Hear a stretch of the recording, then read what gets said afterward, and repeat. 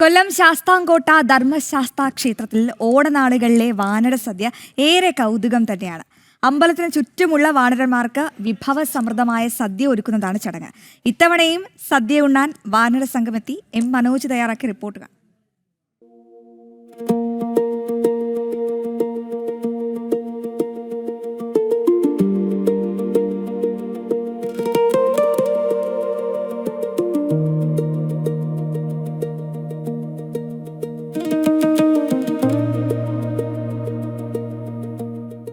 പച്ചടിയും കിച്ചടിയും പരിപ്പും പപ്പടവും പായസവുമൊക്കെയായി വിഭവസമൃദ്ധമായ സദ്യ. ഈ സദ്യ ഒരുങ്ങുന്നത് ക്ഷേത്രത്തിന് ചുറ്റുമുള്ള വാനര സംഘത്തിനാണ്. സദ്യ വിളമ്പിക്കഴിഞ്ഞപ്പോൾ അവർ ഓരോരുത്തരായി എത്തിത്തുടങ്ങി.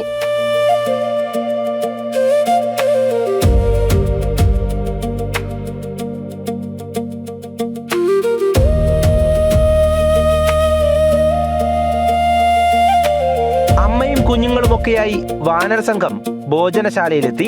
ഓരോ ഇലകളിലായി വിളമ്പി വെച്ച സദ്യ ഉണ്ട ശേഷം ഇടയ്ക്കിടെ കയറിപ്പോകും.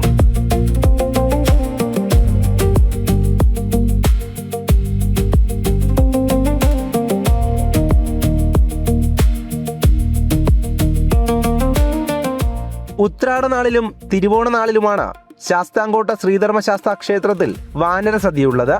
രാമായണ കാലഘട്ടത്തെ ഐതിഹ്യവുമായി ഇതിന് ബന്ധമുണ്ട്. ശ്രീരാമ ലക്ഷ്മണന്മാരുടെ രാവണ യുദ്ധത്തിൻ്റെ അടിസ്ഥാനത്തിൽ പരിവാര സമേതം ശ്രീരാമൻ ഇവിടെ വരികയും അദ്ദേഹത്തോടൊപ്പം വന്ന നീലൻ എന്ന വാനര ശ്രേഷ്ഠൻ്റെ ഇവിടെ കുടിയിരുത്തുകയും ചെയ്തതിന് ശേഷം ഇവിടെ വാനരന്മാരുടെ ഒരു സങ്കേതമായി ശാസ്താംകോട്ട ശ്രീധർമ്മശാസ്ത്ര ക്ഷേത്രം മാറുകയാണ്.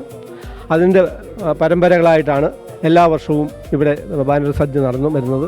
മനുഷ്യരെ പോലെ തന്നെ ഇവിടെ വാനരന്മാർക്കും ഇന്ന് ഓണാഘോഷമാണ്.